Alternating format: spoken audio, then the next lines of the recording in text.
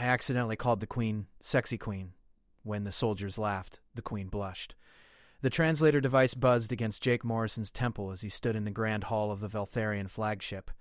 3 days ago, he had been a maintenance technician on Earth's orbital station. Now, he was humanity's accidental first contact representative because every other crew member had been off-ship during the alien arrival. The tall, elegant beings surrounding him had skin that shimmered like pearls underwater, and their leader stood directly before him on a raised platform. Queen Lasara of the Vtheran Empire regarded him with eyes that held galaxies within them. She was speaking in her native tongue, and Jake's faulty translator was doing its best to keep up. He had tried to explain that he was not a diplomat, not a leader, just a guy who fixed air recyclers for a living.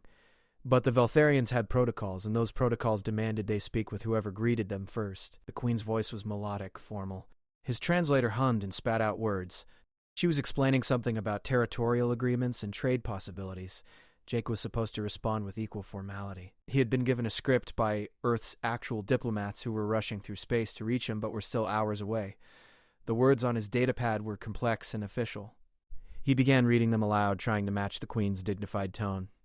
Everything was going smoothly until he reached a phrase about respecting sovereign beauty. The translator glitched. Instead of saying, "Your Majesty," the device short-circuited and pulled from Jake's recent memory, specifically the moment right before this meeting when he had muttered to himself that the alien Queen was surprisingly attractive. What came out of his mouth, broadcast through the hall speakers in perfect Vtharian, was not "Your Majesty." It was "Sexy Queen." The silence that followed was absolute. Jake's brain caught up with his mouth about 2 seconds too late. His eyes went wide. The datapad slipped from his fingers and clattered on the crystal floor. Every Vtharian guard in the hall stood frozen. Then one guard snorted. Within seconds, the entire royal guard was struggling not to laugh. Some were biting their lips. Others had turned away, their backs trembling with suppressed mirth. Jake wanted to die. His face burned hot enough to cook food on. The Queen's pearl-like skin was changing color, shifting from its normal pale luminescence to something warmer, something that looked almost pink. Her eyes were locked onto Jake with an intensity that made his knees weak. She was blushing. The Queen of the Vtharian Empire was blushing because a human had accidentally called her sexy. Jake spent the next hour in a side chamber while his translator was being fixed. 2 guards stood outside, and while they were not hostile, they also were not letting him leave. His translator had finally stopped glitching after he found a loose connection in the neural interface. The door opened and 3 Vtharian soldiers entered, the same ones who had been trying hardest not to laugh. The tallest one, whose name Jake's translator rendered as Corvin, spoke first. "Your device is working now, human Jake Morrison." Jake nodded. "It is. I am very sorry about what happened. It was a malfunction." Corvin exchanged glances with his companions. No. Equipment failures are expected with your young technology." The second guard, a female named Prella, stepped closer. "Is it true that humans choose their mates based on physical attraction?" Jake blinked. "It is part of it, yeah." "Why?" "Because you found our Queen physically attractive." "This is unusual. You are only the 5th species in recorded history to register aesthetic appreciation for our people." Jake was not sure where this conversation was going. "I did not mean to offend anyone." Corvin laughed. "You did not offend. You surprised. The Queen has not reacted that way to anyone in decades." "You made her blush. Do you understand how significant that is?" The door opened again, and an advisor entered. "The Queen will see you again. Your translator is functioning correctly now?" Jake touched the device at his temple. "Yes, sir." The advisor's eyes sparkled. "Our Queen is 570 years old by your counting. She has negotiated with species that could end civilizations. She is not easily shaken. The fact that you shook her means something. Do not waste the opportunity by being afraid." They emerged into a smaller chamber. The Queen stood at the center, her back to him, studying starfields. She turned as Jake entered. The guards and advisor withdrew, leaving Jake alone with her. "Your device is repaired?" she asked. "Yes, Your Majesty." Jake bowed. "I sincerely apologize for my earlier words." The Queen tilted her head. "Do humans often think thoughts they do not wish spoken aloud?" "Sometimes, yes. And the thought you had about me, was that an accurate representation?" Jake decided honesty was his only option. "Yes. I thought you were beautiful. I did not mean for it to be said out loud." The Queen moved closer. "Beautiful," she repeated. "Not sexy?" "The words mean similar things. Beautiful is more formal." Sexy is more personal. I should not have thought either in a diplomatic context. The Queen stopped just feet from him. Jake Morrison, you are not a diplomat. No, Your Majesty. I am a maintenance technician. Yet you are the one my people met first. Why? Bad timing, mostly. Everyone else was on a supply run. I was the only one aboard when your ship arrived. So you stayed because it was the right thing to do. The Queen's expression shifted. That is what my advisors have been debating. They believe your species shows promise because you acted without hesitation. You simply did what needed doing. Jake was not sure if that was a compliment. Is that good or bad? It is interesting. Most species we encounter are cautious to the point of paranoia. They send their best diplomats. You sent a technician who called me sexy. Despite everything, Jake laughed. Your Majesty, I really am sorry. Do not apologize again. Instead, tell me this. You found me attractive. Is this unusual for humans? Jake took a breath. No, Your Majesty. Humans find many things beautiful, but we do not usually feel physical attraction across species. At least, we have not met enough others to know for certain. But yes, I found you attractive. I still do. The Queen's skin shifted colors again, that warm pink flush spreading. She held his gaze. You are the first human I have met. I find myself curious about your species in ways I have not been curious about others. Your directness is refreshing. Jake smiled despite himself. Probably more foolish than brave, honestly. The Queen made a sound that might have been a laugh. Then we shall see which serves you better. The Queen gestured toward seating. Sit, Jake Morrison. Tell me about Earth. Tell me what you truly think, not what you believe I wish to hear. So Jake talked. He told her about Earth, about its oceans and forests, and the way sunrise looked from orbit. He told her about humanity's struggles and dreams. Hours passed without either noticing. The formal distance between ruler and technician dissolved into something else, something that felt like understanding. When Earth's diplomats finally arrived, they found Jake Morrison and Queen Lasara sitting together, talking like old friends. The head diplomat, Patricia Kane, stopped in the doorway and stared. They had prepared for many scenarios, but none had included their accidental ambassador making the alien queen laugh. The Queen looked at Patricia and spoke in perfect English. Ambassador Kane, welcome. Your technician has been most informative. I believe we will have much to discuss. Patricia recovered and bowed. Of course, Your Majesty. Before we begin formal negotiations, the Queen said, I wish for Jake Morrison to remain as part of your delegation. His perspective has proven valuable. Patricia's eyes flicked to Jake. Of course, Your Majesty. Whatever you wish. The Queen smiled. Excellent. You should know that your technician has already accomplished something remarkable. He has shown me that humans are capable of honesty even when it is uncomfortable. That is rare in the universe. She swept from the chamber. Jake was left with Patricia and her team, all staring at him with expressions ranging from amazement to horror. Patricia spoke first. Morrison, my office. Now. In the side room, she rounded on him. What happened? What did you say to her? Jake took a breath. I called her sexy because my translator malfunctioned. Then I spent 6 hours talking to her about Earth. We got along. Patricia stared. You called the alien queen sexy? It was an accident. And she wants you in negotiations. Apparently, yes. Patricia sat down and started laughing. Of course. Of course this is how first contact would go for humanity. Through an accidental compliment and genuine conversation. She shook her head. Morrison, that queen controls more resources than Earth has ever dreamed of. And you made her laugh. She looked at him directly. You are part of my team now. Please keep your translator working properly. The negotiations that followed were unprecedented. The Queen insisted on Jake's presence at every meeting, asking him questions about human culture that the official diplomats could not answer. She tested ideas against his responses, gauging his reactions. 3 days into talks, Patricia pulled Jake aside. The Queen likes you, as in personally. My cultural advisors have been analyzing Vtheran body language. The way she interacts with you is different. Jake's heart did something complicated. That is not possible. She is an alien queen. Patricia smiled grimly. Welcome to the new reality. Possible just got more flexible. The question is, what are you going to do about it? Jake did not have an answer, but he thought about it constantly.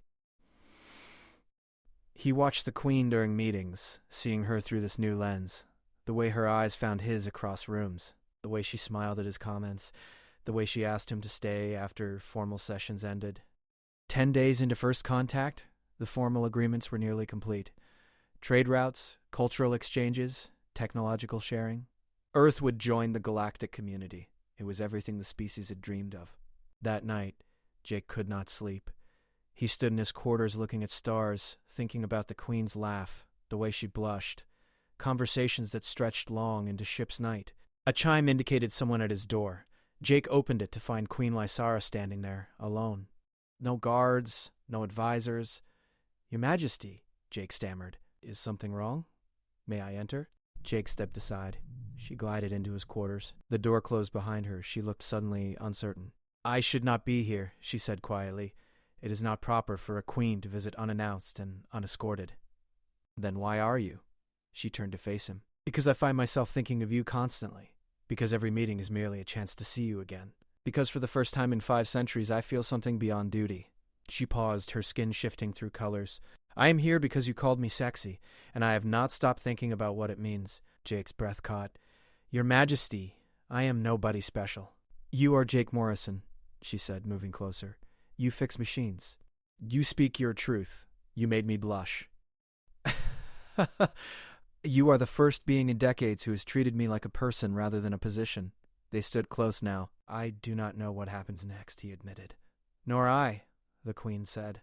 "But I wish to discover it regardless. Is that something you want as well?" Jake thought about Earth, about responsibility, about diplomatic implications. Then he thought about her laugh, about conversations that felt like coming home. He thought about honesty. "Yes," he said, "I want that very much." The Queen's skin bloomed with color. "Then we shall navigate this together, carefully, because the universe is watching, but together nonetheless." She reached out and took his hand. Her skin was warm, smooth, her fingers intertwined with his. For a moment they simply stood there, 2 beings from different worlds finding connection. When she left an hour later, nothing overtly had changed.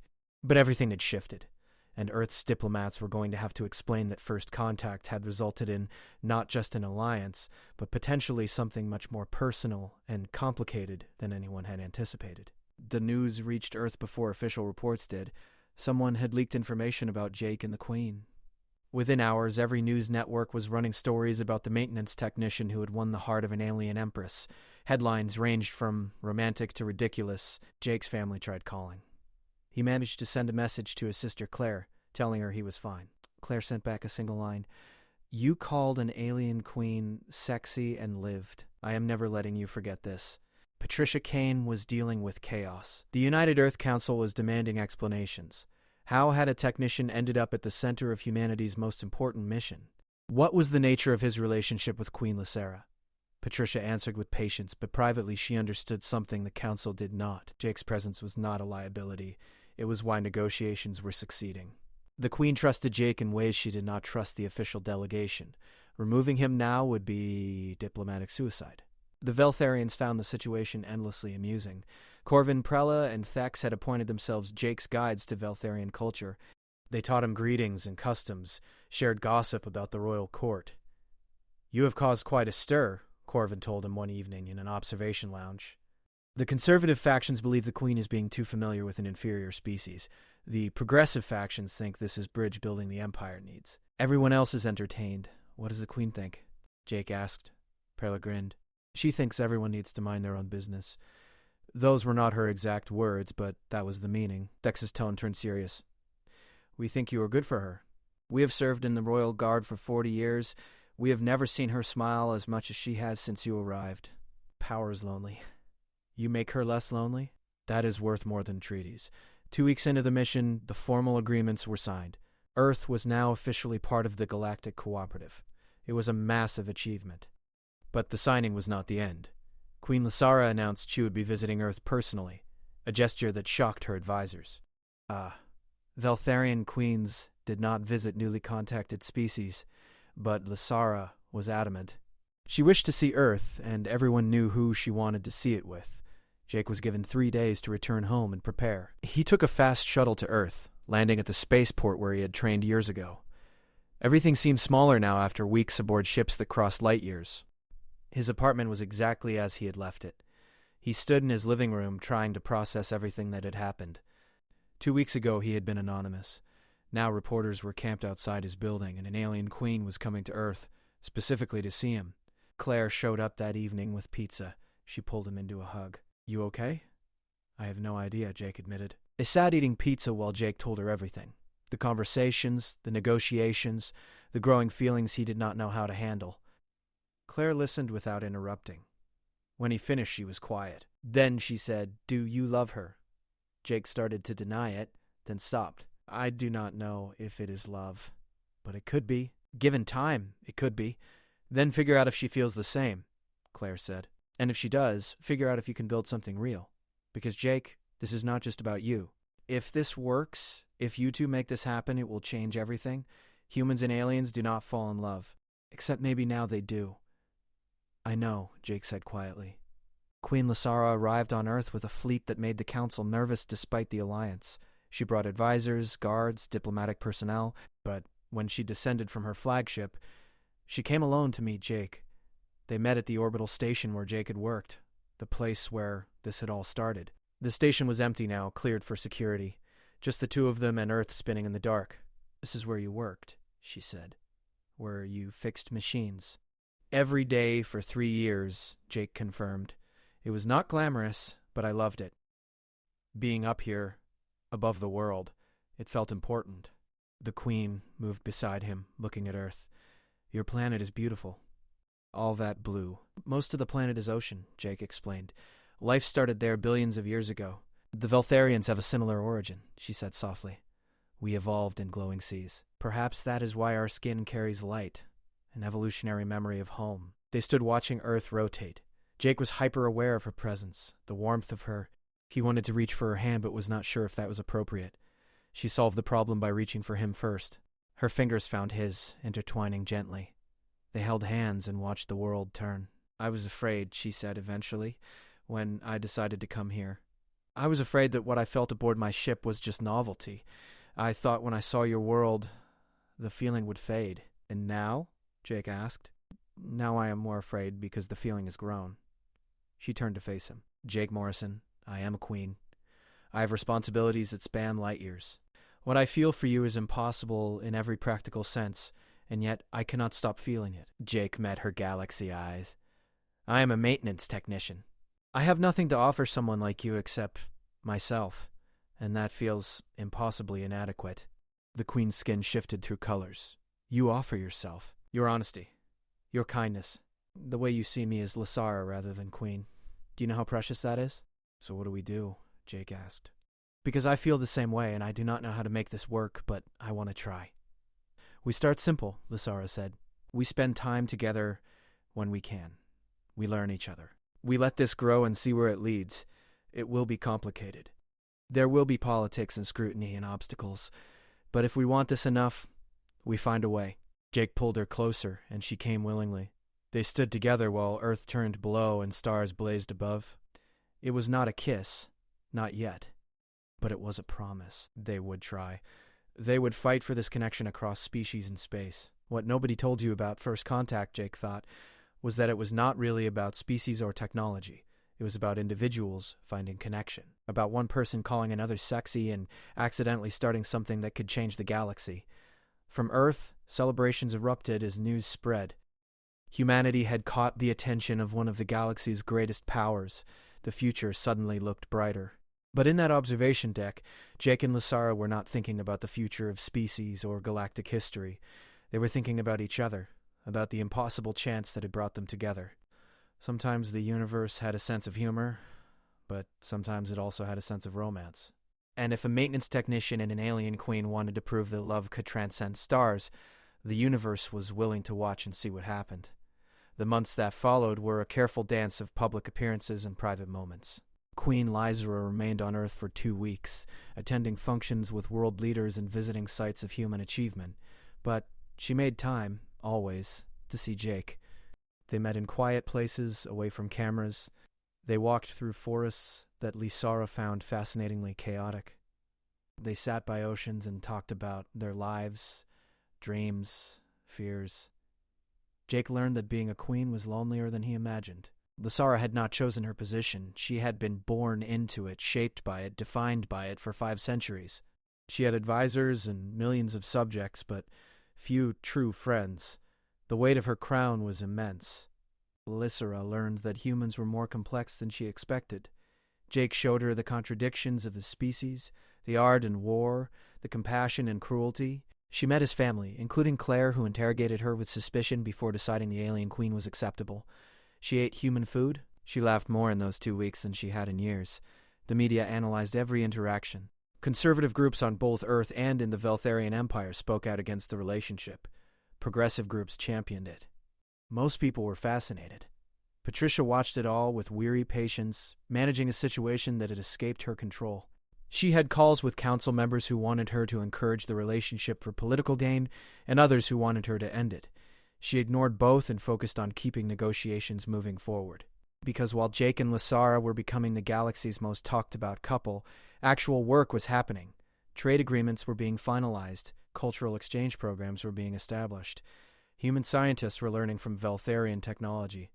The alliance was working, growing stronger every day, and at the center of it all was the accidental connection between a technician and a queen.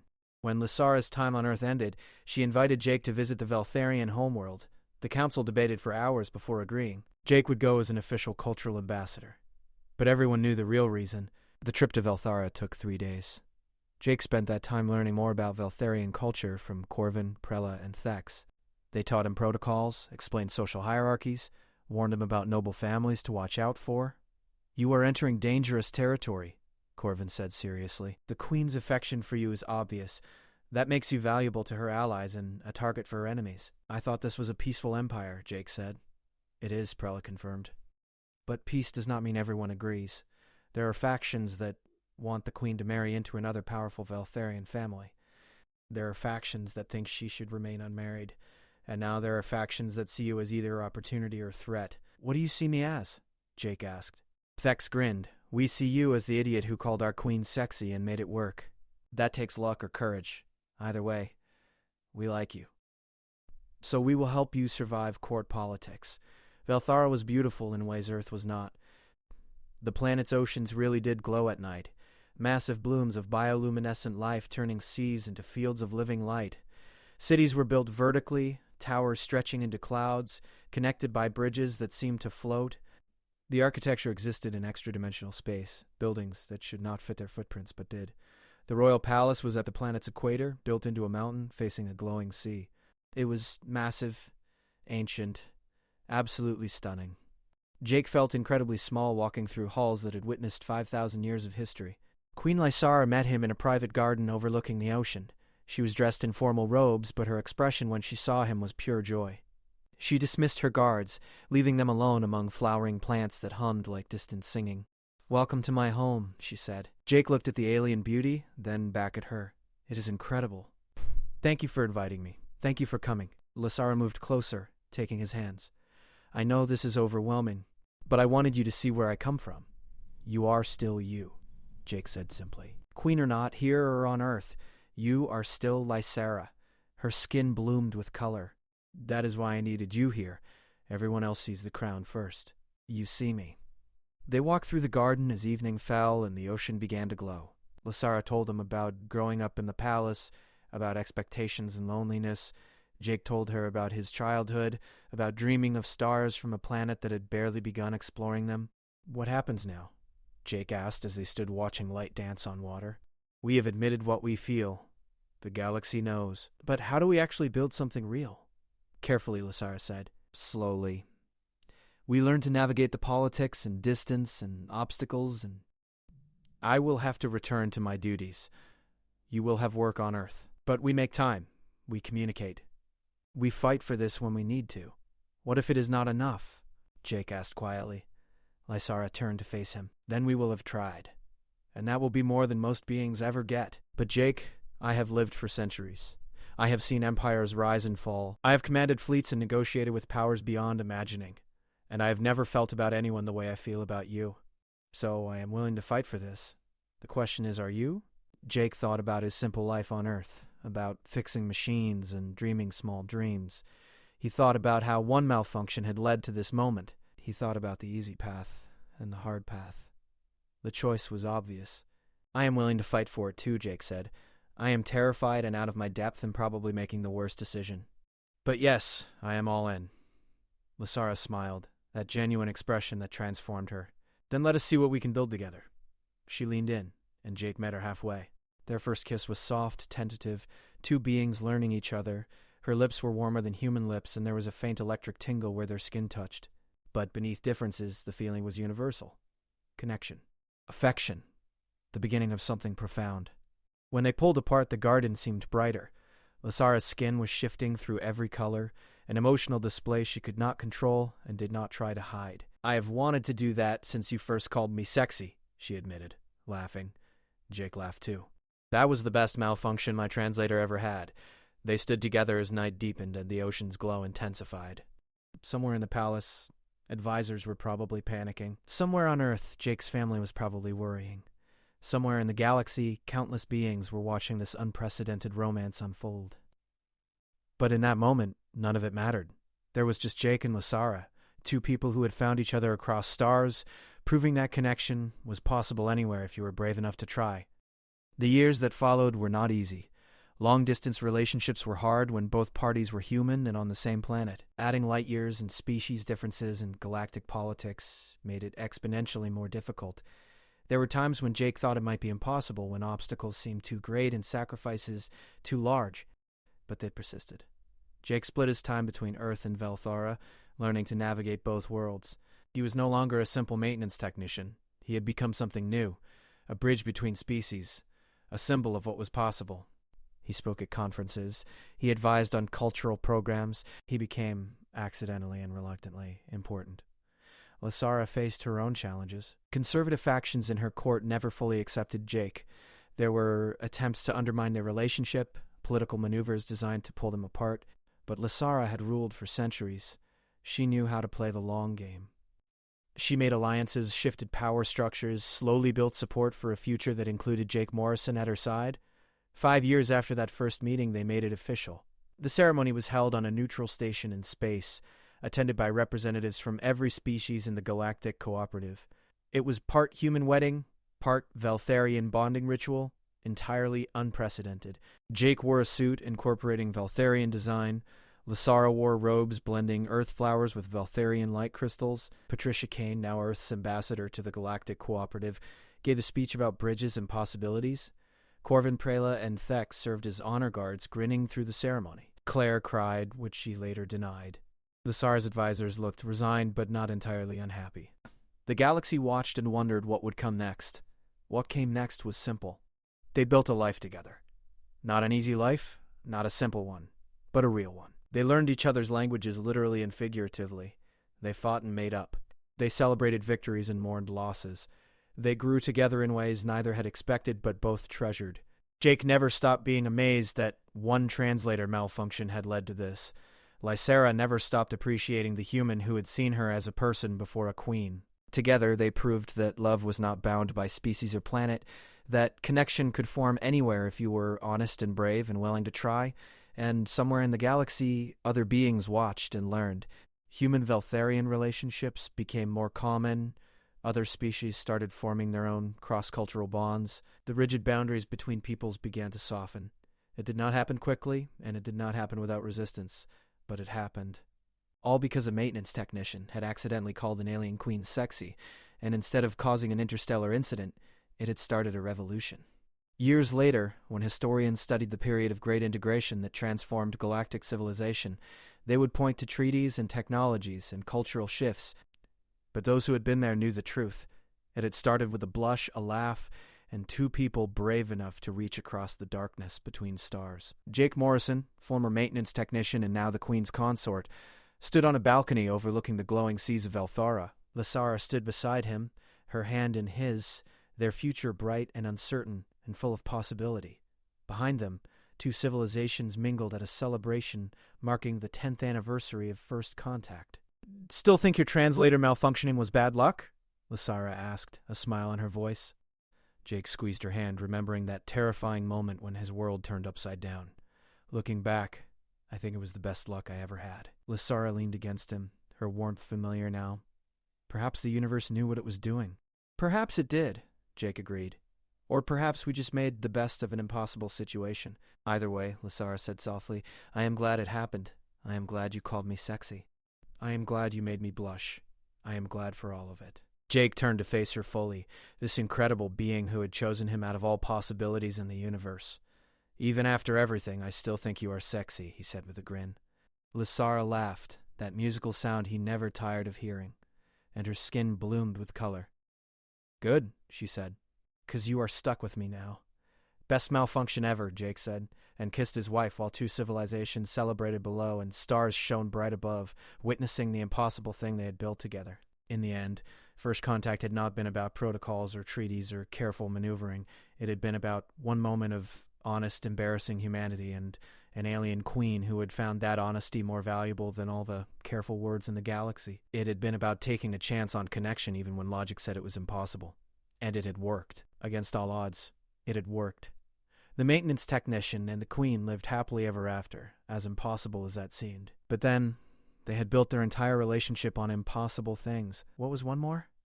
Somewhere in the palace, Corvin, Prella, and Thex were probably laughing about how they had called it from the start. Somewhere on Earth, Claire was definitely holding this over Jake's head. Somewhere in the galaxy, countless beings were learning that differences did not have to divide, that connection was possible across any distance, and that sometimes the best things came from the most unexpected mistakes. And on that balcony, with the glowing ocean below and infinite stars above, Jake and Lysara stood together, proof that love could indeed transcend species, status, and space itself. All it took was honesty, courage, and one very fortunate translator malfunction. The universe had a sense of humor after all, and sometimes, just sometimes, it had a happy ending too.